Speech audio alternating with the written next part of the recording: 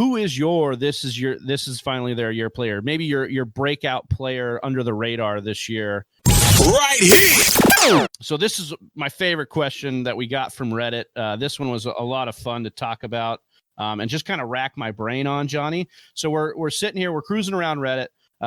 Jax Attacks 12 4 days ago said Jax Attacks. I like that scream name. I like that screen name. Scream name. Yeah, scream name. That's right. So it says, who is your this year will finally be their year player for 2020? He said that his was Darius Geis. He was burned by him a couple years now, and he's finally got the opportunity. And it seems like he does. Like Chris Thompson is gone now. Chris Thompson goes to Jacksonville. So now we're talking about a situation in Washington. So I really liked that take. Johnny, who is this is finally their year player? Maybe your breakout player under the radar this year because he's burned so many people. So maybe not so much that he's burned so many people time and time again. I just think that his value is tremendous at this point in time, and I think that he is someone that we're thinking could possibly break out, right? And that is wide receiver Anthony Miller of the Chicago Bears. Now, I like this one. We will talk about his counterpart shortly in this episode, but right now I want to talk about Anthony Miller and not only what he did last year, but his career has always been a little bit slower coming along than we'd hoped. He came in, we thought that he had some immediately fantasy impact potential, and he showed some signs of that. But here's what I really do like, Travis, when you're looking at Anthony Miller. You look at his rookie year, 67% of the time he ran in the slot. In his second year, he ran 58.8% in the slot. Now, his first year, he was injured. He had a shoulder injury. He came back last year, and near the end of the season, he really turned it on, Travis. Week 15 against Green Bay, 15 targets, 118 yards. You remind me of that? Yeah, sorry about that. And then week 13 against Detroit, 13 targets for 140 yards. He really started to get these targets. Now, here's what I like. If Mitch Trubisky stays, unfortunately, as the Chicago Bears head coach, we did see the chemistry starting to build a little bit more around Mitch Trubisky. That's why I do like Anthony Miller, even with Mitch Trubisky.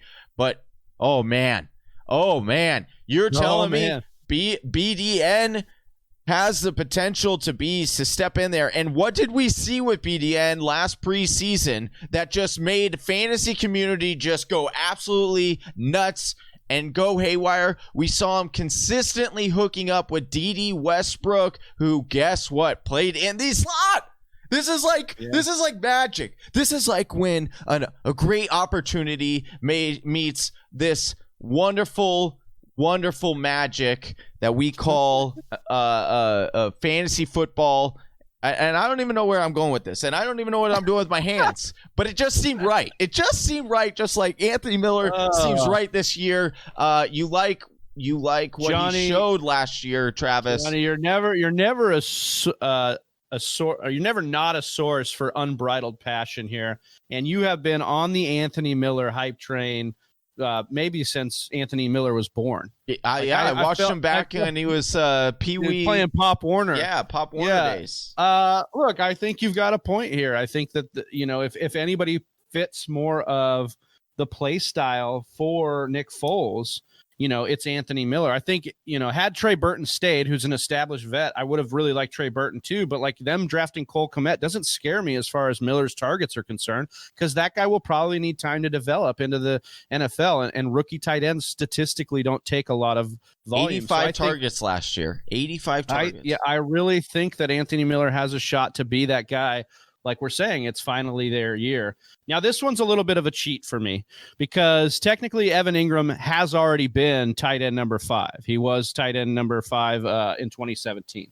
But Evan Engram has kind of let us down if we've drafted him the last couple years. Yeah. Actually, definitely let Or us down in traded for him 2018. over the last couple of years. And definitely let us down last year. So maybe you're burned. Maybe you don't want to really take a stab at Evan Engram, but I'd say go take another look, because right now, Johnny, his ADP is in the 6th round, almost the end of the 6th round. He's being taken as the 8th tight end off the board, and I think he's going to be a really good value for people that take a shot at him, because if we're looking at their wide receiving core in New York, Johnny, Sterling Shepard, obviously Golden Tate, and then you have Darius Slayton, who we'll get into in a couple weeks. But I think if you're talking pure talent-wise, NFL player talent, Evan Engram is the most talented pass catcher that they have. Just pure prospect-wise, he's talented. Then you look at weeks 1 through 5 last year, he was dominating, was tight end number 5 over that spell, and that's with Daniel Jones in the lineup. So we know Daniel Jones is looking to him. If they want to take, Joe Judge comes to town as the new head coach, and he's talked about fundamentals. He's talked about getting this team back to, he comes from that Patriot tree. He's talked about, getting discipline in. Well, the Patriots love discipline. They also love throwing to the tight end. He brought in Jason Garrett. We've seen what Jason Witten did with Jason Garrett in his prime there. So I think that Evan Ingram's lined up for a really good shot to be the guy that what's his name? Jarwin.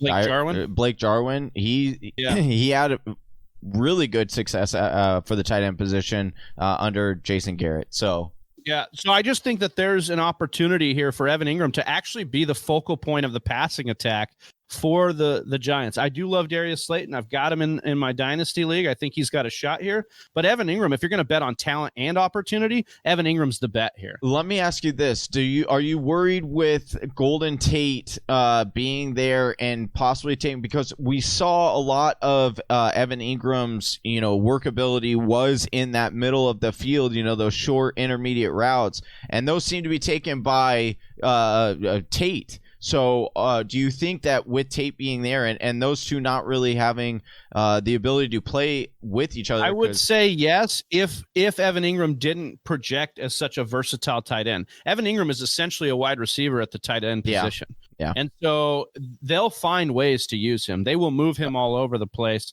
I'm not worried about him only needing the middle of the field kind of routes, because the other thing here is Saquon Barkley is there as far as middle of the field routes. So I'm really interested to see how they're going to move him all over the place. Like they're going to put Engram as the number 1 wide receiver on plays, as the slot guy, as the number fullback, 2 probably. Yeah, like they've got all sorts of ways that they can use him. And I'm really intrigued by him this year, especially at that ADP. I mean, we were talking how good Darren Waller's value was at the beginning of this offseason, and now he's being taken ahead of Evan Engram. So you're seeing a situation like if you want to wait and build out your skill positions first and then grab a tight end, and look at Evan Engram, because I think he's got a good shot this year.